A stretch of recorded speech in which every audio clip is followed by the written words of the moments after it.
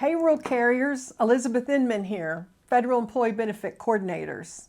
I went to a state convention this weekend and oh my goodness, the buzz is really going about this rural mail count.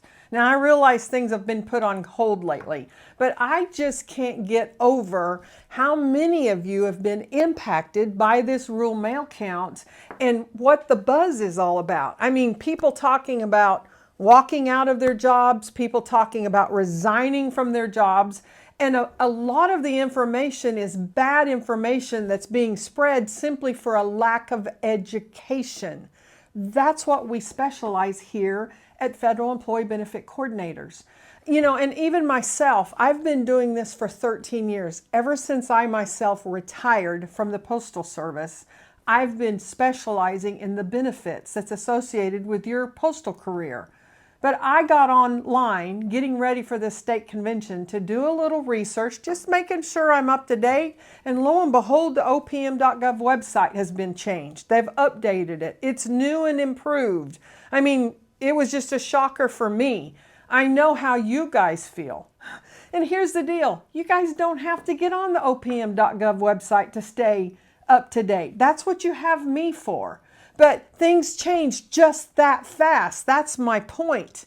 And some of the terminology has changed with the updated website. It's important for you to understand things like early retirement, optional retirement, deferred retirement, RIFs. That's those things you need to understand. What about the VERA, the Voluntary Early Retirement Authority? You need to understand those things. You need to understand that if you've been a full-time carrier, career carrier on your rural route for more than 5 years and you just walk away, you've got options at that point. You can withdraw all of your FERS contributions or you can leave them there that eventually could generate a lifetime income for you, a monthly lifetime check for yourself and your family. Do you want to walk away from lifetime income? I mean, I don't have enough time to go into all of your options. My whole question is this for you, rural carriers. Do you know your options?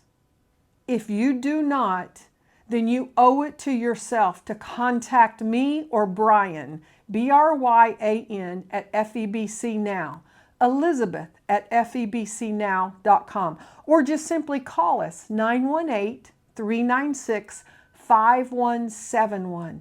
Get yourself educated. Ask the questions. Don't walk away from a wonderful career with great benefits because of a rural mail count. Take a deep breath, stop, and get back control of your career. Do your career on your terms. Contact us. Let us help you. You can see our website at www.febcnow.com. We have lots of tools, lots of information for you, and we'd love to sit down and have that conversation with you today.